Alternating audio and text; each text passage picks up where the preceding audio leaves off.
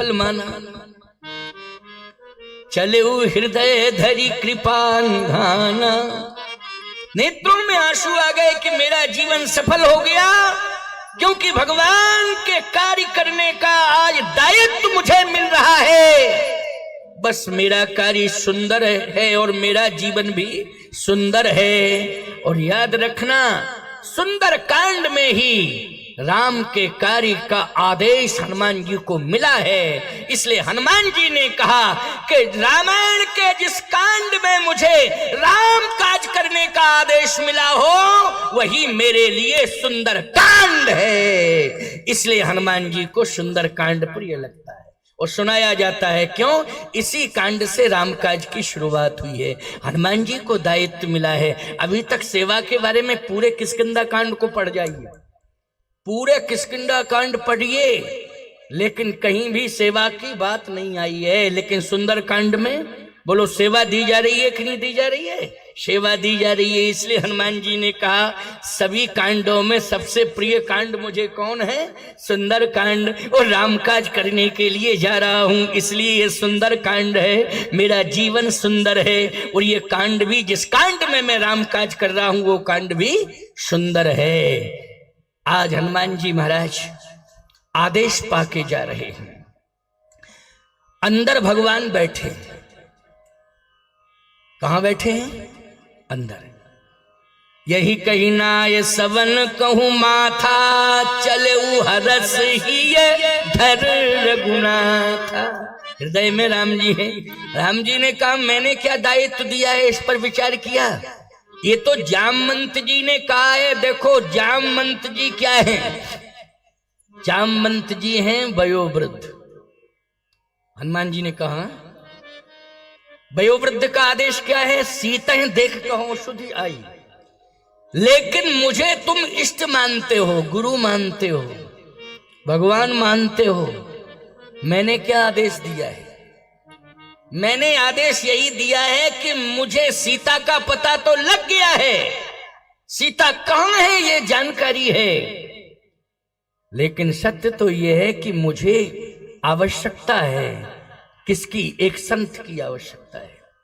संत की आवश्यकता है। संत मत, कल चर्चा चली थी ना, कल जो लोग आए हैं प्रतिदिन कथा सुन रहे हैं उन्हें मालूम होगा है। नए तरीके से आज श्रोता बन के जो लोग आए हैं उनको ये पता ही नहीं होगा कल क्या कथा हुई थी, या सोशल मीडिया में ये प्रसारण चल रहा है यूट्यूब चैनल से, तो लोग सुन रहे होंगे तो पता होगा। लेकिन आइए मैं थोड़ा संकेत दे दूं, संत मत।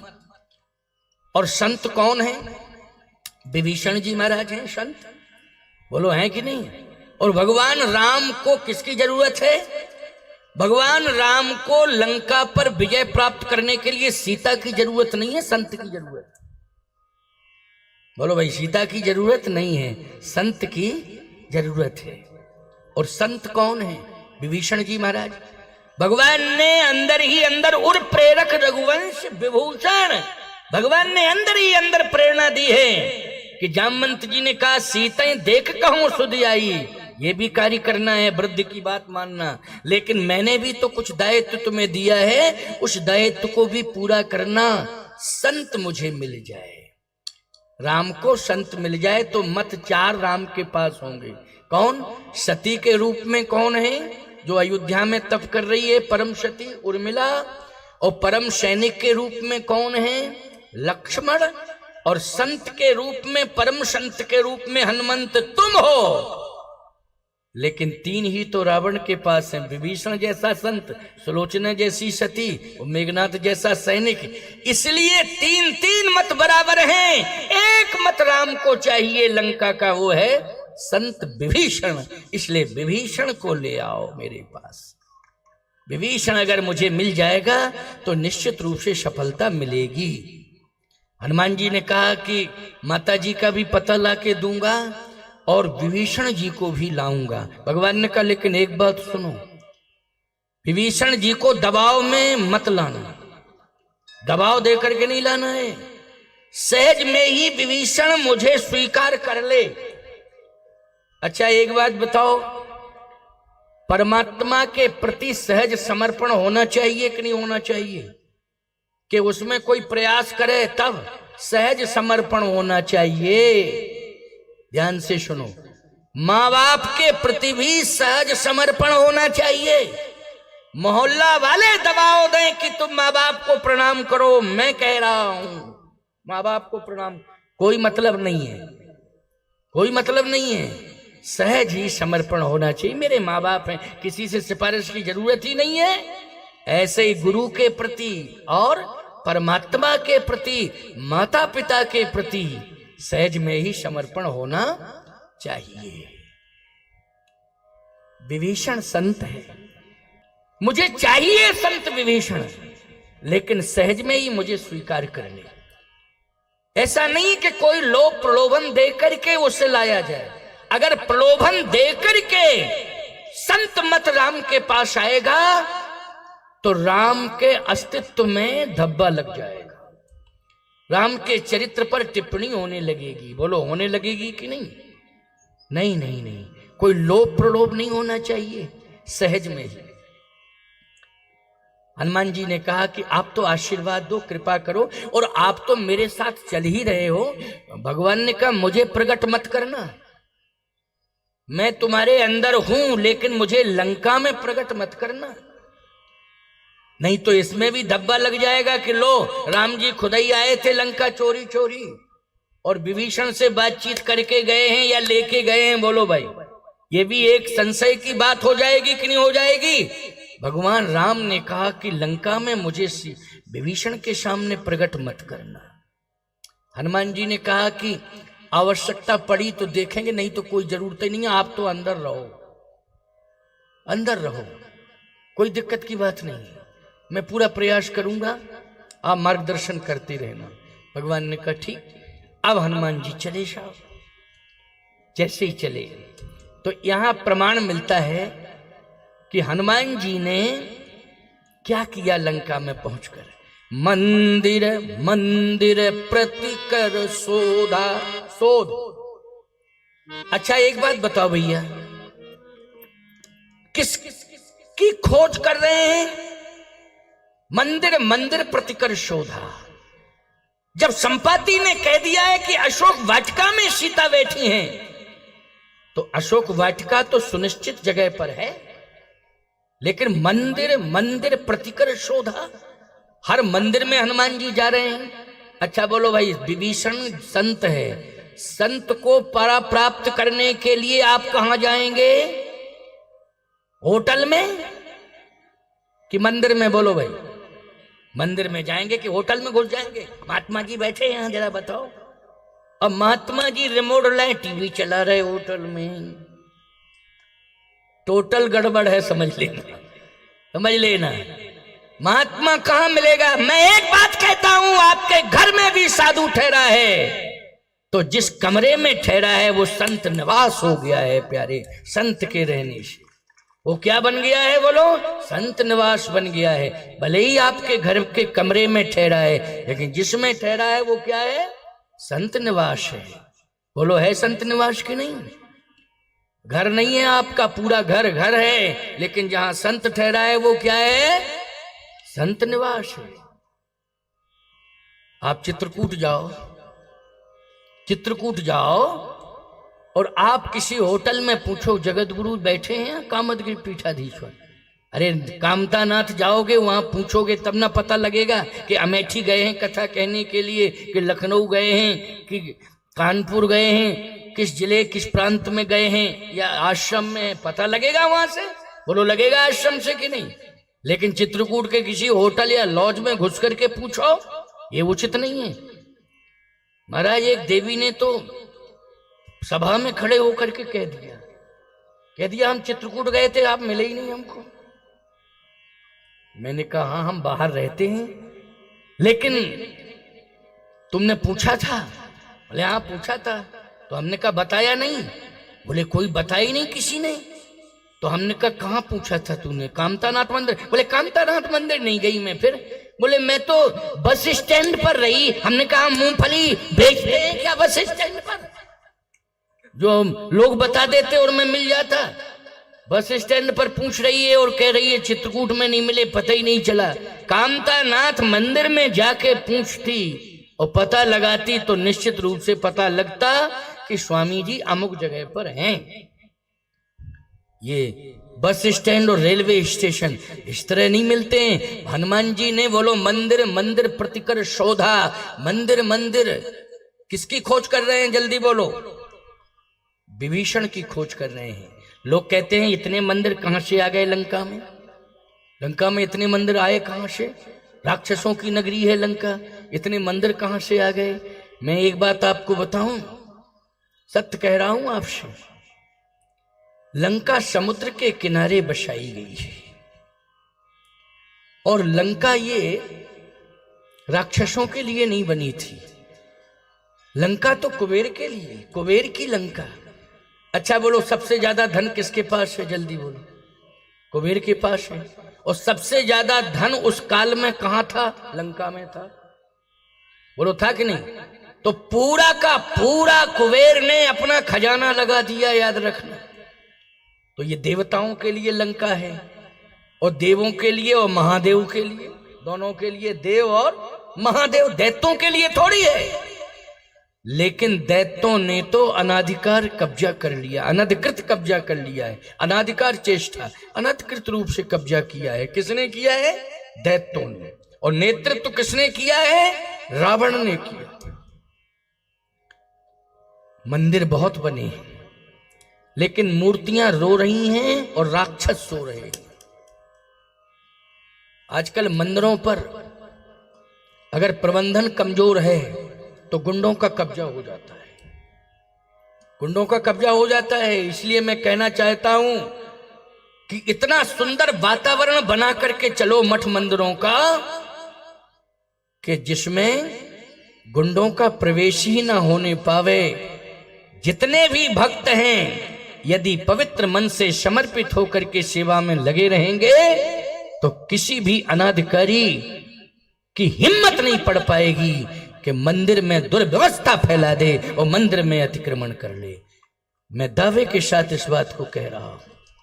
लेकिन कहीं ना कहीं हमारी असावधानी के कारण, लापरवाही के कारण, लापरवाहियों के कारण मंदिर में अनधिकृत लोगों का कब्जा हो जाता है और वो लोग जो है धन के प्रेमी हो जाते हैं, प्रभु के प्रेमी नहीं रहते हैं। मूर्तियां तो रोती हैं।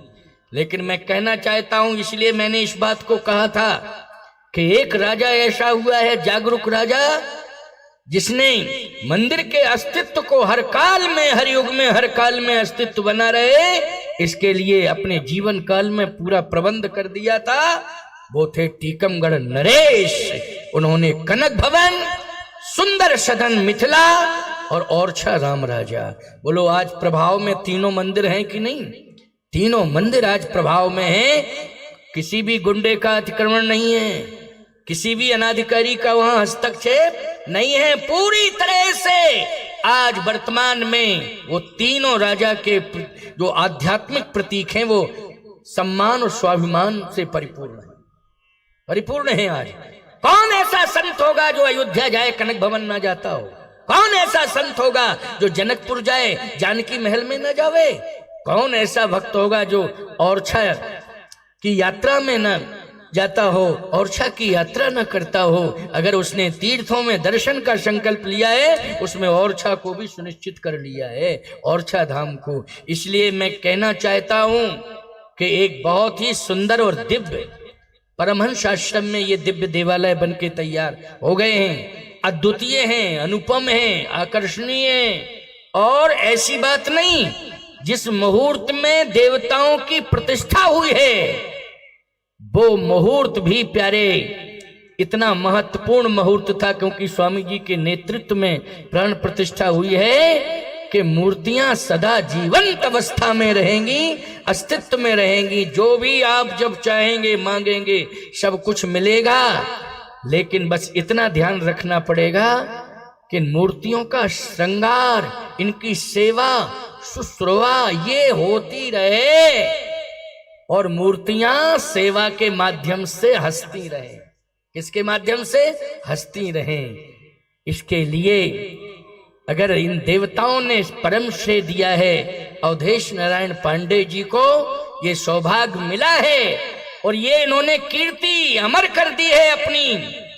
लेकिन कल मैंने कहा था और आज भी मैं कह रहा हूं कि हमेशा हमेशा के लिए ऐसा प्रबंध कर दिया जाए कि उस धन से सेवा पूजा होती रहे और स्थायी रूप से धन सदा खजाने में बना रहे, बैंक में बना रहे, उसके ब्याज से सेवा पूजा होती रहे। अवधेश नारायण जी, भगवान ने तुम्हें बहुत सक्षम बनाया है और ठाकुर जी जान ना जाने तुम्हें क्या देने वाले हैं, अब क्या देने वाले हैं। और मैं तो कहता हूं कि कह निज मरम धर्म सब भाखा, जो जही लायक सो तही राखा। यही मर्म है धर्म का कि जिसके लायक हो, जितना सामर्थ्यवान हो, वो भी इसमें सहभागी और सहयोगी बने, वो भी सहभागी और सहयोगी बने सामर्थ्यानुसार। क्योंकि ये स्थायी निधि इन देवालयों के लिए, इन देव प्रतिमाओं के लिए, ये हंसती रहे, मुस्कुराती रहे मूर्तियां और आपको आप पर कृपा बरसाती रहें ये मूर्तियां, इसके लिए जो है स्थायी निधि हो जाएगी तो सेवा शुश्रूषा बहुत ही सुंदर ढंग से होगी, ये मुझे विश्वास है, पूरा आत्मविश्वास है। और इसके लिए अवधेश नारायण जी ने मुझे आश्वासन दिया है, मेरा मन प्रसन्न हो गया कि तुमने एक संत वाणी का आदर किया है।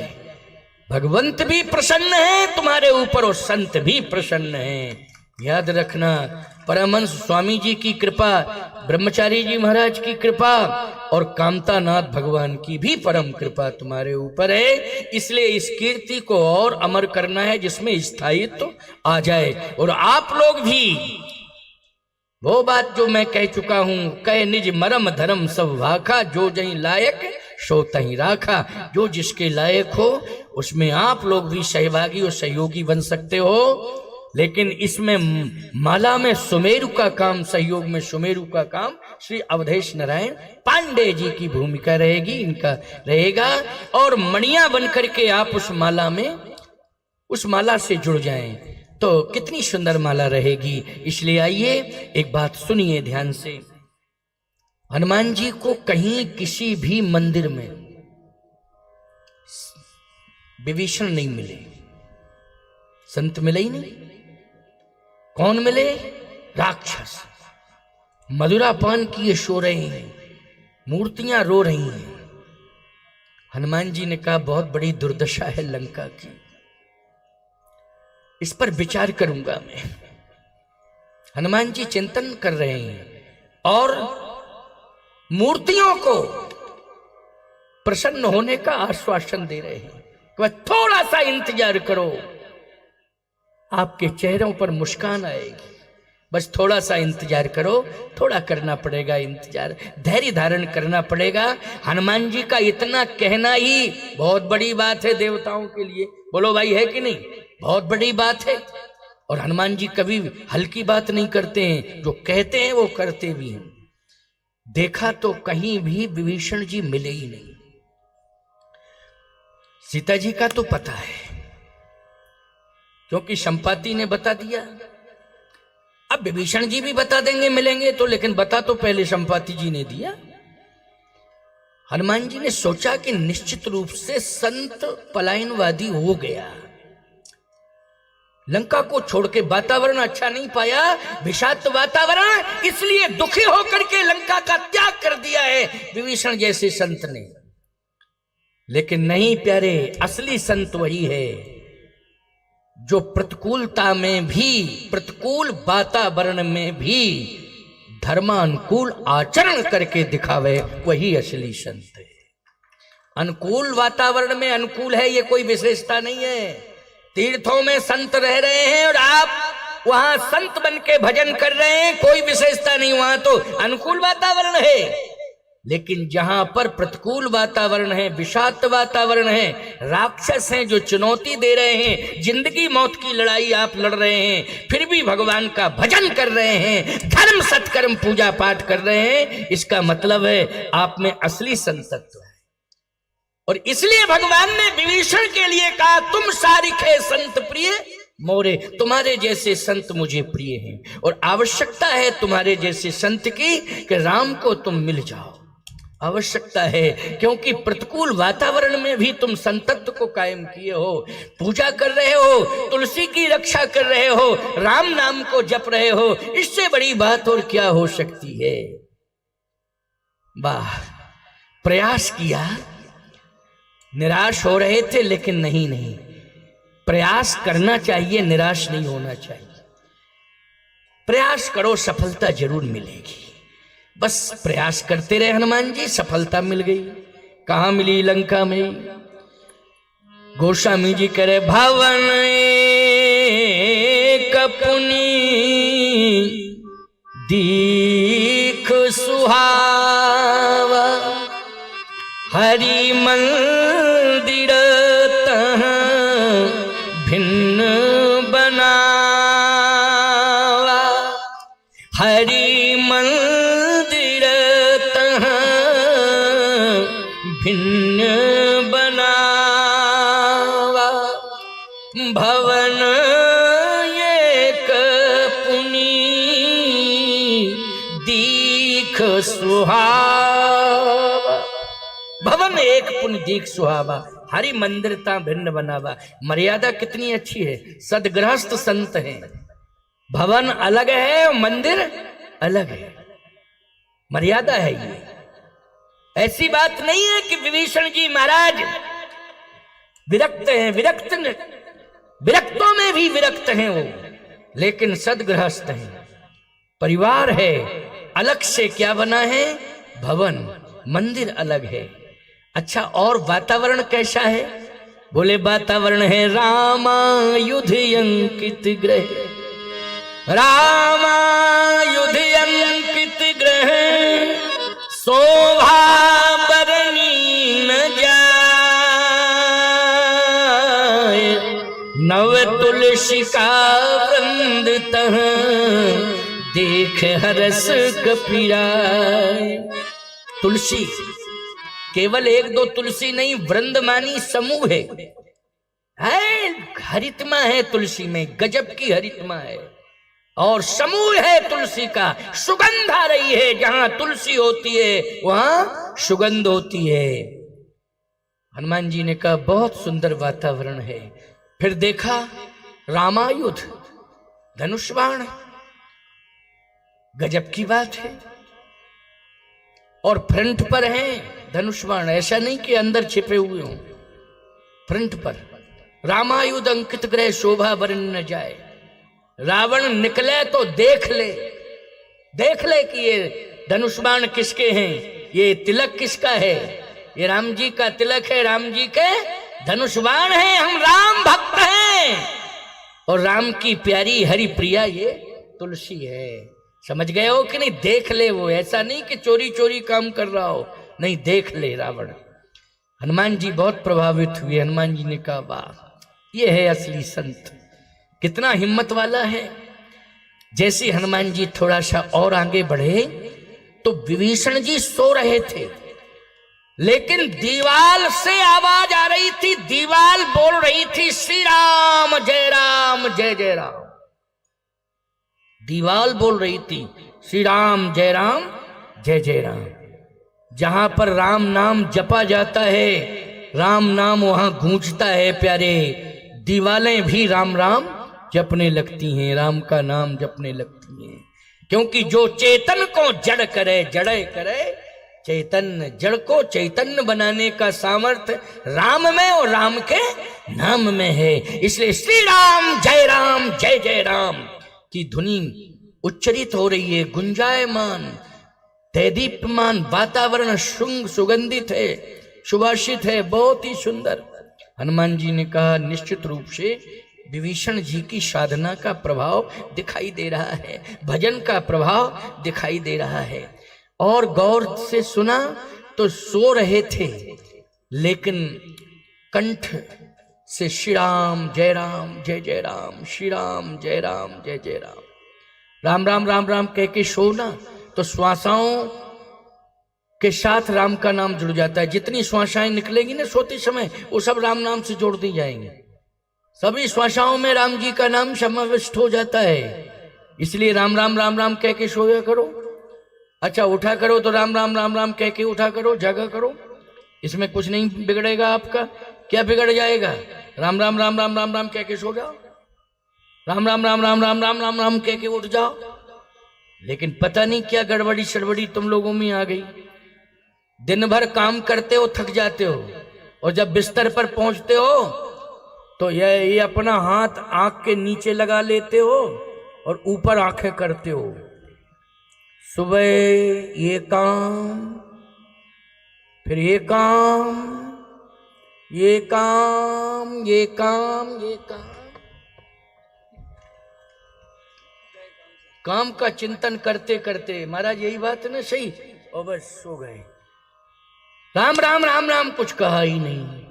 सुबह जगे, अरे तभी जगते समय राम राम कह लो, नहीं, सुबह जगे, काम काम काम काम कहते सो गए, और सुबह जगे चाय चाय चाय चाय चाय चाय, अरे राम राम राम राम चाय चाय चाय चाय मांगते फिर रहे हो। पूरे घर को हिला दिया तुमने, बोलो हिला दिया कि नहीं? चाय चाय चाय चाय। अच्छा सुबह जब न तुमने आंखों में पानी लगाया, न चेहरा धोया, न तुमने गिलास 2 गिलास पानी पिया, न मुख मंजन किया, कुछ भी नहीं किया, चाय पी, चाय चाय। अच्छा दिन भर तुम्हारा चाय चाय चाय चाय में व्यतीत हो,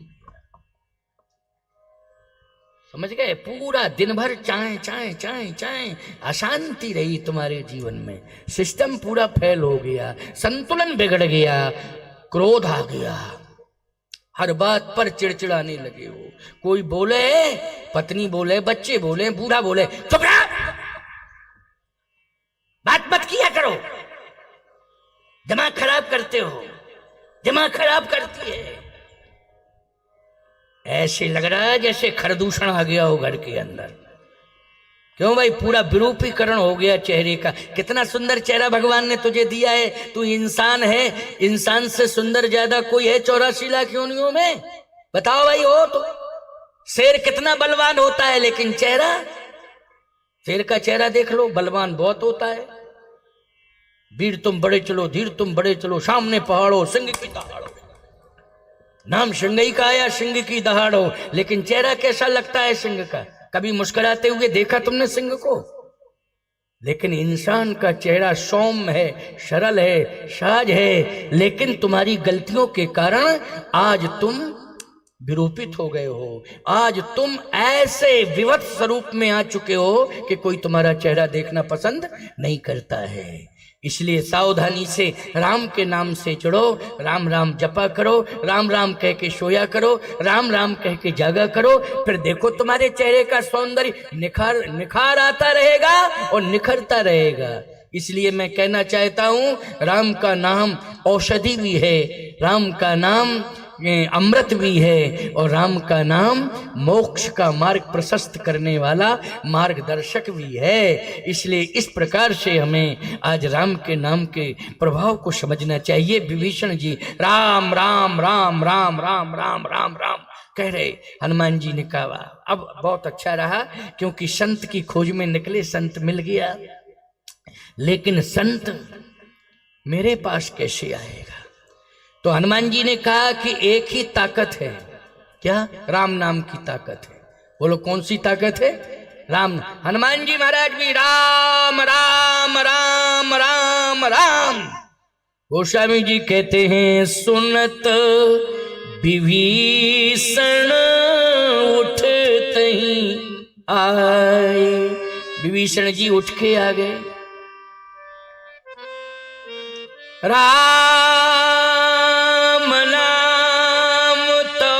सुमरन कीना, हरस हृदय कपिसर्जन चीन्हा। यही सनहट करी हो पहचानी, साधुते हो न कारज हानि। बस यही चिंतन चल रहा था, इतने में विभीषण जी महाराज आ गए। और जैसे विभीषण जी महाराज आए, देखा रात्रि का समय है। समय कौन सा है? बोलो भाई, रात्रि का समय है। मैं आपसे एक बात कहना चाहता हूं, लंका अति संवेदनशील है कि नहीं है कि नहीं? जैसे समाज में गुंडे बढ़ जाएं तो रात्रि में निकलना मुश्किल पड़ जाता है और लोग दरवाजा नहीं खोलते हैं, बाहर ही निकलते हैं। क्यों? पता नहीं कौन सी घटना घट जाए। असामाजिक तत्व घूमते फिर रहे हैं। लेकिन विभीषण जी महाराज राम राम राम राम जब कानों में शब्द पड़ा तो इतना बड़ा प्रभाव है कि राम नाम ने भय मुक्त कर दिया है।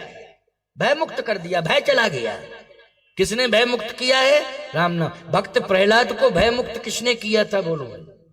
राम नाम ने किया था भय मुक्त। नहीं तो इतना भय दिखाया गया तो प्रहलाद जी कितना भय किसी को नहीं दिखाया गया। लेकिन राम नाम जपते थे तो राम नाम ने भय मुक्त कर दिया ना प्रहलाद जी को। विभीषण जी को भय मुक्त किसने किया है लंका में? राम नाम ने किया है। विभीषण जी निकल के आ गए और जैसे ही निकल के आए तो याद रखना, स्वभाव संत का पकड़ो। श्री रघुवीर कृपालु कृपाते संत स्वभाव गहूं। तुलसीदास जी महाराज कह रहे हैं संत का स्वभाव होना चाहिए। संत का स्वभाव क्या है? तुम्हारे दरवाजे पर कोई आ जाए तो ये जरूर पूछो कोई कष्ट तो नहीं हुआ आने में। ये जरूर पूछो कि कोई कष्ट तो नहीं हुआ है, बैठो, इतना पूछो। ये धर्म कहता है। विभीषण जी ने यही पूछा है। करी प्रणाम, पहला पल है करी प्रणाम से शुरुआत हुई। निकल के आए, रात्रि का समय है, बिल्कुल वातावरण शांत है। करी प्रणाम,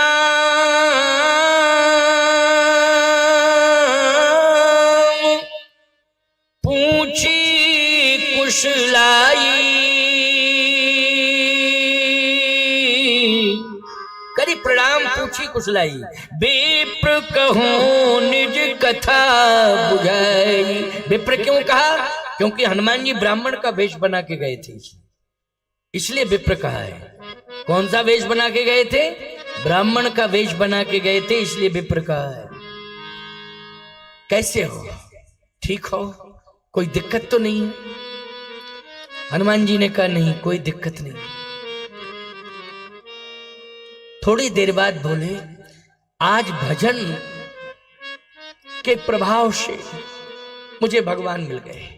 ये विभीषण जी कह रहे हैं हनुमान जी को देख के, भजन के प्रभाव से विभीषण तुझे भगवान मिल गए। कि तुम राम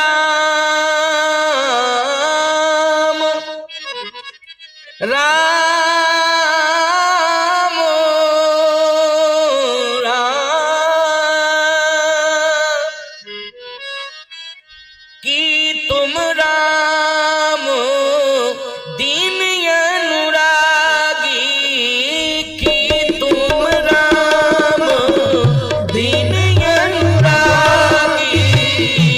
कि तुम राम दीन अनुरागी।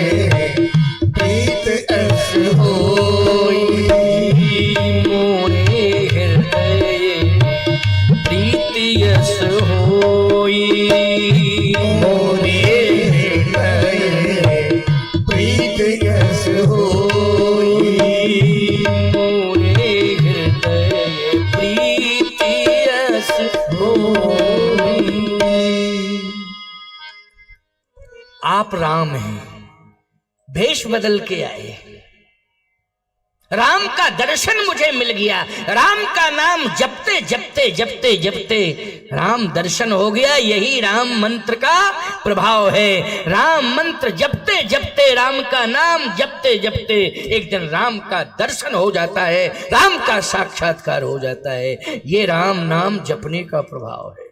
आज राम मिल गए। हनुमान जी ने कहा ना ना ना ना, क्या कह रहे हो, मैं राम नहीं हूं। हनुमान जी महाराज ने तुरंत कहा कि राम नहीं हूं मैं, भ्रमित मत होना। विभीषण जी ने कहा तो आप राम के दास हैं कि तुम हरिदासन में कोई, आप राम के दास हैं। हनुमान जी ने कहा मैं राम का दास भी नहीं। फिर आप कौन हैं? मैं श्री राम के दासों का दास, दासानुदास हनुमान, दासानुदास। बोलो ये समर्पण की पराकाष्ठा है कि नहीं? दासानुदास कह रहे हैं हनुमान जी अपने को। इसलिए मैं कहना चाहता हूं, हनुमान जी जैसा बलवान महान आज अपने को दासानुदास कह रहा है।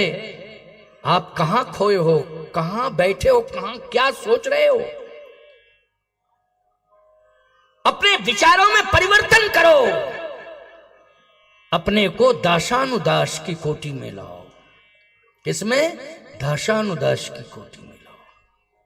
ये अभिमान बंद करो, धन का अभिमान, बल का अभिमान, पद का अभिमान, ये सब अभिमान दूर करो। केवल हनुमान की शरण में चले जाओ और दासानुदास बन जाओ। जीवन सफल हो जाएगा, जीवन धन धन हो जाएगा, जीवन कृत कृत हो जाएगा। विभीषण जी ने कहा कि मुझे विश्वास है क्या कि अब मुझे राम मिल जाएंगे। हनुमान जी मन ही मन सोच रहे, काम बन गया हमारा, हमारा काम बन गया। क्योंकि प्रभु भी यही सोच रहे हैं ना, प्रभु भी यही सोच रहे हैं। क्या सोच रहे हैं प्रभु? राम जी सोच रहे हैं कि मुझे संत विभीषण मिल जाए, और विभीषण सोच रहा है मुझे राम मिल जाए। क्यों भाई? विभीषण क्या सोच रहा है? मुझे राम मिल जाए। और राम जी क्या सोच रहे हैं? मुझे विभीषण मिल जाए। अब तो मुझे राम मिल जाएंगे। आप आ नहीं रहे थे, लेकिन आपको श्री राम ने भेजा है मेरे पास और विवश किया है आने के लिए, विवश किया है। आप आना नहीं चाहते थे, लेकिन राम जी ने मेरे ऊपर कृपा की है और मुझे दर्शन देना था प्रभु राम को, इसलिए आपको भेज दिया है।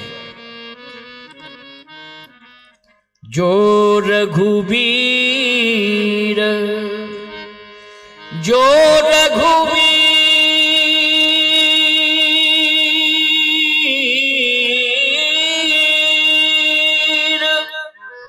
अनुग्रह कीन्हा, तो तुम मोहि दरस हट दीना, दरस हट दीना।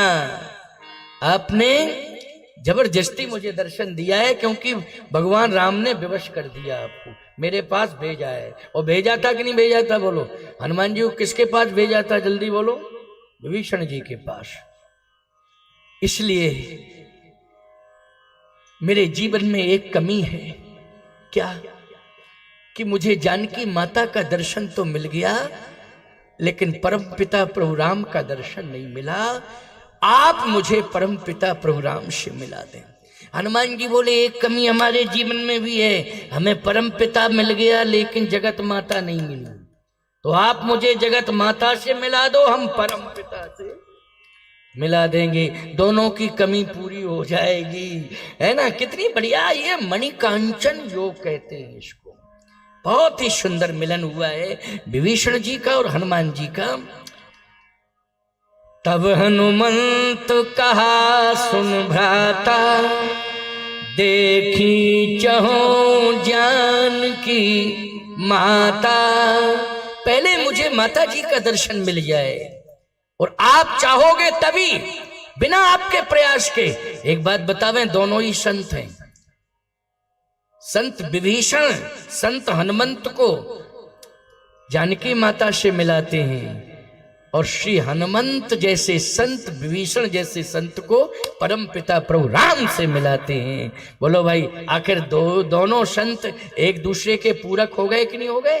दोनों संत क्या हो गए? एक दूसरे के पूरक हो गए। इसलिए तब हनुमंत कहा सुन भ्राता, और देखी चहो जानकी माता, देखी चहो जानकी माता, जुगुत विभीषण सकल सुनाई। इसमें भी रहस्य है, जरा सुनिए। देखी चहो जानकी माता, विभीषण जी ने कहा जानकी माता लंका में है और जानकी माता अशोक वाटिका में है, लेकिन जिस वाटिका में जानकी माता है उस वाटिका में पुरुषों का प्रवेश नहीं है,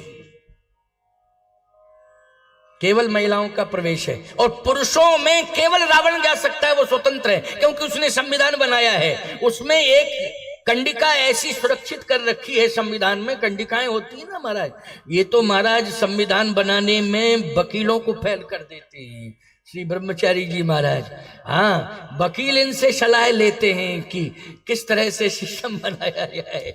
गजब की ऊर्जा है महाराज के पास। याद रखें, हमारे कामतगिर का जब ट्रस्ट बना था ना, तो उसमें सबसे बड़ा परामर्श हमारे बाबा जी ने, बाबा गुरु ने महाराज से लिया था। श्री स्वामी हरिचेतन ब्रह्मचारी जी के द्वारा ही कामतानाथ प्रमुख द्वारका ट्रस्ट बना था। इनके विचार विमर्श, मैं व्यासपीठ पर बैठ के कोई बात झूठ थोड़ी कह रहा हूं, शक्ति बोलता हूं। और आपका नाम सबसे पहले है उसमें, हमारे प्रमुख द्वार में। इसलिए रावण ने बनाया संविधान,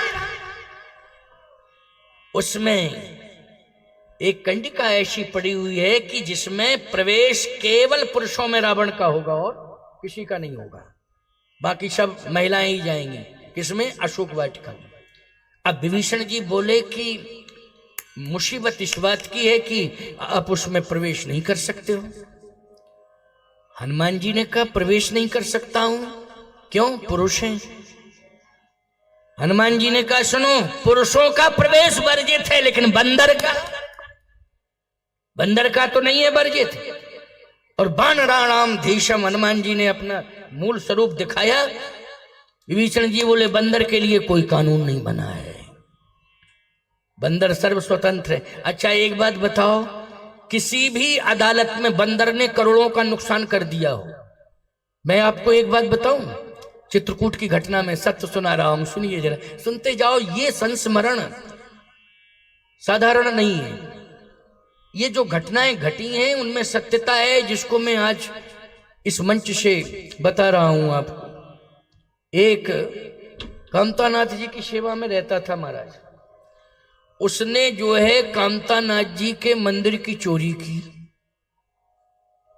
सुनिए बात को, और इस हिसाब से सफाई से चोरी की कि फालतू के लोग पकड़े हो पकड़े ही ना, इतनी सफाई से चोरी की।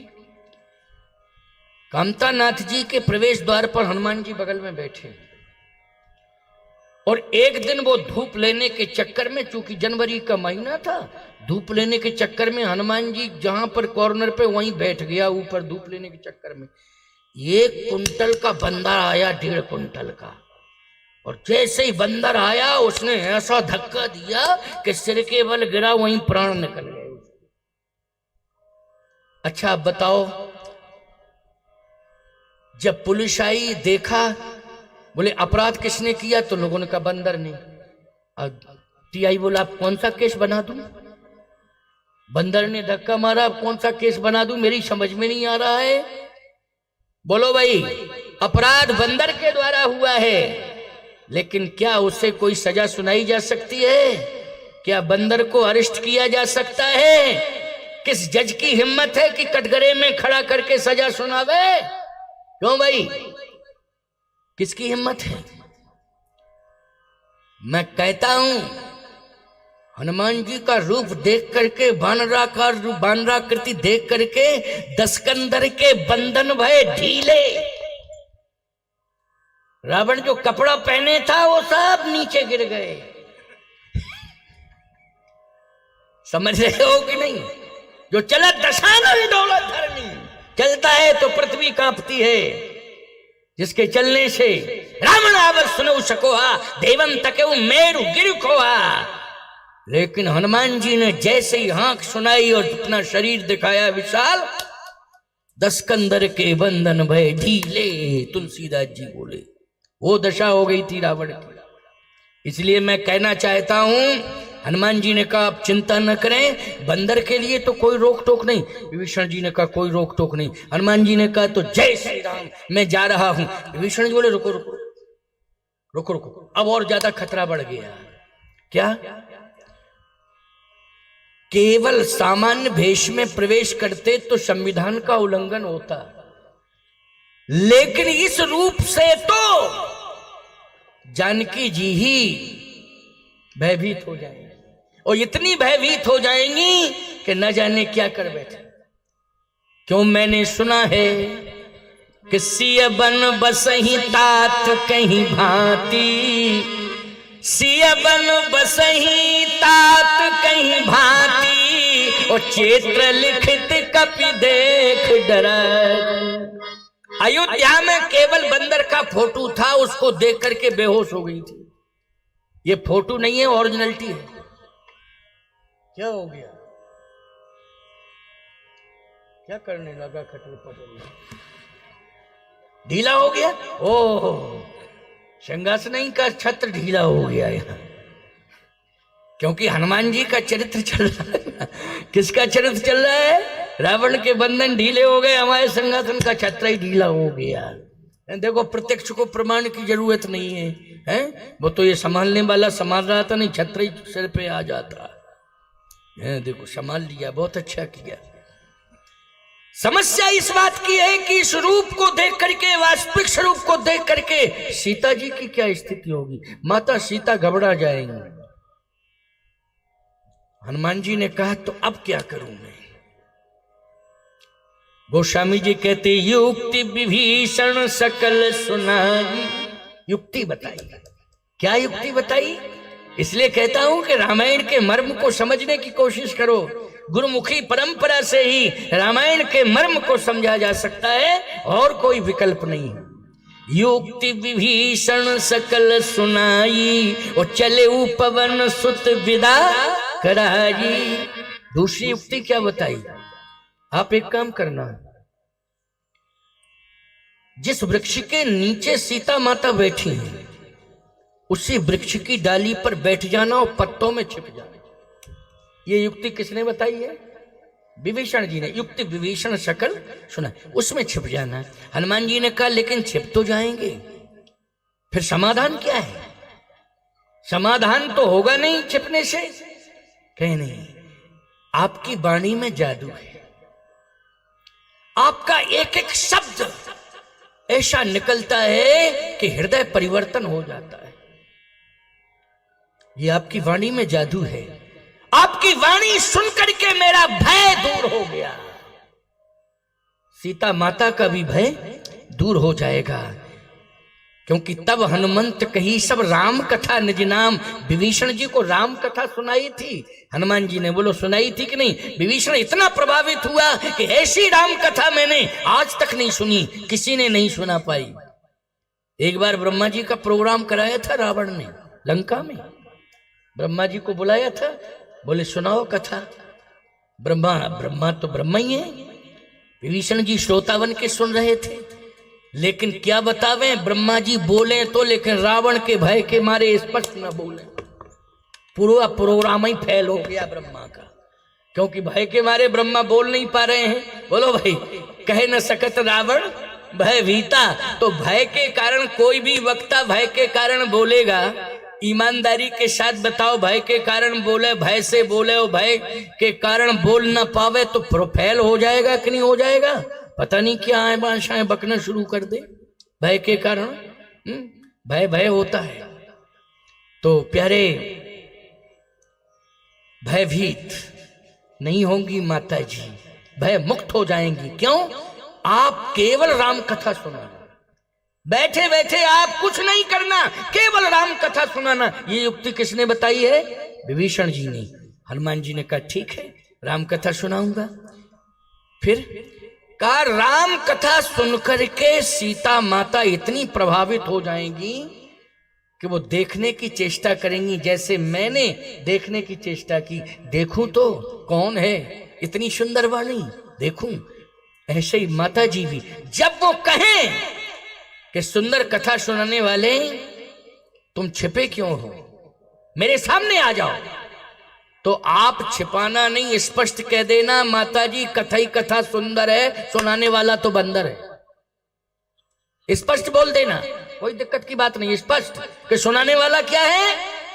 बंदर है। हाँ क्षमा दिया, ये घड़ी दिखा रहा है, इसको दूसरी व्यवस्था से निकलना है। और 7 बज गए, 5 मिनट कम 7, कोई बात नहीं, अभी 2-5 मिनट की बात और सुनो। इसके बाद क्या करें, प्रसंग बढ़ जाता है और मैं डूब जाता हूं, तो लगता है ये भी सुना दूं, ये भी सुना दूं, ये भी सुना दूं, ऐसा मन करता है। और मुझे तो पता ही नहीं चलता मैं कितने घंटे बोल गया, कितने टाइम बोलता हूं, मुझे खुद पता नहीं चलता है। लोग कहते हैं 3 घंटे में मैं थक गया हूं, जबकि संगीत का इतना सहारा लोग ले लेते हैं कि आधा समय तो उसी में चला जाता है। और ये हमारा मुंह ताकते रहते हैं कि ये कब गाते हैं। हम कभी कभी इनको संतुष्ट करने के लिए मौका दे देते हैं, बाकी मैं तो अपनी मस्ती में बोलता रहता हूँ। बोलो भाई, बोलता रहता हूँ कि नहीं? और तुम लोग भी ऐसे सुनते हो। और इनकी विशेषता बताएं, ये बैठी हैं जैसे दुकान में संगमरमर की मूर्तियां रखी हो, न हिले न डुले न बोले, ये इतनी शांति से सुनती हैं। वाह, गजब की बात है, पूरे मनोभाव से सुन रहे हैं, सब मनोभाव से सुन रहे हैं। बहुत अच्छी बात। आइए सुनिए, अंतिम बात है? हाँ हाँ हाँ, सही बात है। हनुमान जी को भी मिला नहीं है राम जी से। विभीषण तो मिले ही जाएंगे, हनुमान जी का मिलाना जरूरी है, क्योंकि गए फिर लौट के ना आए तो लोग यही कहेंगे अंगदों से बदतर निकले। अंगद ने तो कम से कम कह दिया था ये संशय कछु फिरती वारा, इन्होंने तो कुछ नहीं कहा, चले गए और फिर लौट के नहीं आए। तो हनुमान जी महाराज को हम जरूर पहुंचाएंगे। 5 मिनट में थोड़ा हवाई सर्वे करना पड़ेगा, थोड़ा सा कर दूंगा हवाई सर्वे, कोई दिक्कत की बात नहीं है। और ये बाकी लोग तो सभी साधन से जाएंगे। ये जो समाधिया जी है ना, इनको जो है कोई ट्रेन प्रतापगढ़ से चलती है और वो झांसी की ओर जाती है, वो अमेठी में उसका टाइम निश्चित है, तो उस वजह से ये थोड़ा बार बार कोई बात नहीं। अगर मैं ज्यादा बढ़ भी जाऊं तो तुम चले जाना है, कोई ऐसी बात ही नहीं है। क्यों भाई, हम खुद जो है स्वयं में हर वाद्य यंत्र बन जाते हैं, बांसुरी, सितार, गिटार, हारमोनियम सब। क्यों महाराज, कुछ याद आता है सितार गिटार का? क्या किसी को लगता है कि बजना चाहिए, ये भी होना चाहिए? बोलते हैं तो लोग उसी में आनंद ले लेते हैं, कोई दिक्कत की बात नहीं। आइए सुनिए जरा मेरी बात को। अंतिम बात है, कहा आप तो स्पष्ट बता देना कि कथा ही सुंदर है लेकिन सुनाने वाला बंदर है। हनुमान जी ने कहा बहुत अच्छी युक्ति बताई। युक्ति विभीषण सकल सुनाई, चले पवन सुत विदा कराई। युक्ति विभीषण जी ने बताई। और जैसे हनुमान जी पहुंचे अशोक वाटिका के सामने, तो सबसे पहले तो रोने लगे। दूर से देख रहे, अंधेरा है, रात्रि का समय, रावण आया था, मसाल लेके आया था, लेकिन हनुमान जी महाराज अंधेरा है, लेकिन माता जी का दर्शन कैसे हुआ? और वो भी आंसुओं को देख लिया। अंधेरे में आंसू निकल रहे हैं, कैसे अंदाज लगेगा? प्रकाश में भी पास में जाओगे तब आंसुओं का पता लगेगा। दूर से कोई बैठा बैठा रो रहा है तो प्रकाश में पता नहीं चलेगा। लेकिन याद रखना, सीता माता के आंसू हनुमान जी देख लिए, आंसुओं को देख लिया। कैसे देख लिया है, सुनिए मेरी बात। सीता जी नाम पाहरू दिवस ध्यान तुम्हार कपाट लोचन निज पद जंत्रित प्राण जाहि कहीं बात। ये तो प्राण रक्षा के लिए दोहा लिखा है, लेकिन प्रकाश वाला दोहा कौन है? गोस्वामी जी कहते हैं कृष्ण तन शीस जटाइक बैनी और जपत हृदय रघुपति गुण श्रेणी। राम राम भगवान के नाम का, राम नाम का जप कर रही थी सीता जी, तो बोलो राम नाम मणिदीप धर जी देहरी द्वार। राम नाम जहां जपा जाता है वहां अंधकार नहीं रहता है, वहां प्रकाश आ जाता है। इसलिए राम नाम का प्रकाश वहां है। हनुमान जी देख लिए, मां की आंखों से आंसू निकल रहे हैं। कृष्ण तन शीस जटाइक बैनी जपत हृदय रघुपति गुण श्रेणी।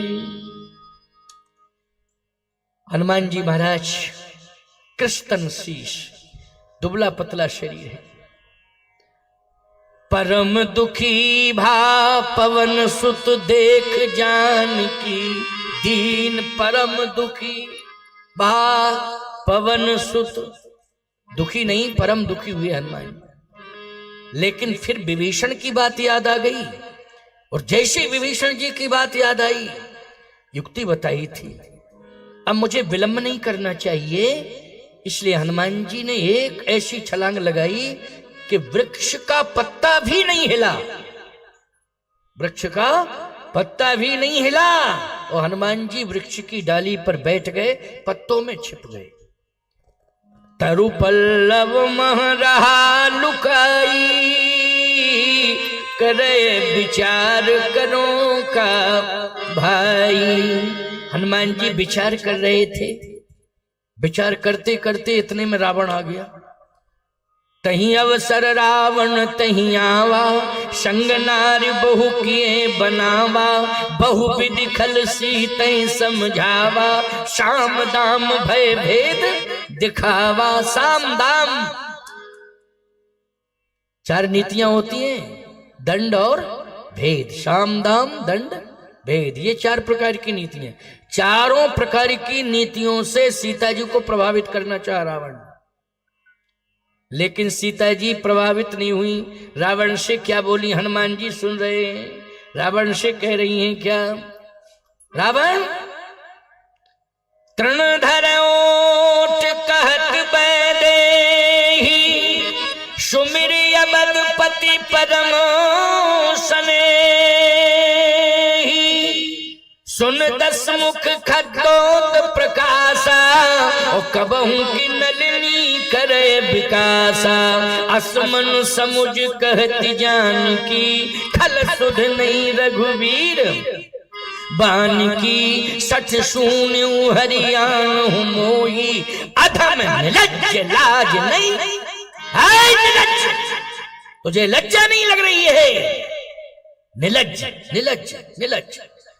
रावण ने कहा मुझसे निलज्ज कह रही हो? कृपाण निकाली हो, दौड़ा। विभीषण जी महाराज ने युक्ति बताई थी। हनुमान जी महाराज बैठे बैठे सोच रहे कि लेकिन ये नहीं बताया था कि रावण आएगा, ये नहीं बताया था विभीषण ने कि रावण आएगा, लेकिन आ गया रावण और कृपाण निकाल रहा है। हनुमान जी ने सोचा कि अब तो मुझे सामने आना ही पड़ेगा। लेकिन इतने में मंदोदरी आई और मंदोदरी ने हाथ पकड़ लिया रावण का। रखो, पकड़ लिया हाथ। रावण ने कहा मंदोदरी ये निलज्ज कह रही है मुझसे सीता। मंदोदरी ने कहा सीता जी निलज्ज कह रही हैं, लेकिन मैं भी कह रही हूं निलज्ज निलज्ज निलज्ज। तेरे समान कोई निलज्ज नहीं। पत्नी को तूने दांव पे लगा दिया और महारानी की जगह नौकरानी बनाने की घोषणा कर दी कि सीता तुम्हें महारानी बनाऊंगा और मंदोदरी को नौकरानी। निलज्ज हो तुम। और एक हाथ से रावण का कृपाण पकड़ लिया और दूसरे हाथ से सीता जी का चरण पकड़ लिया। मंदोदरी ने चरण पकड़ लिया महाराज और कहने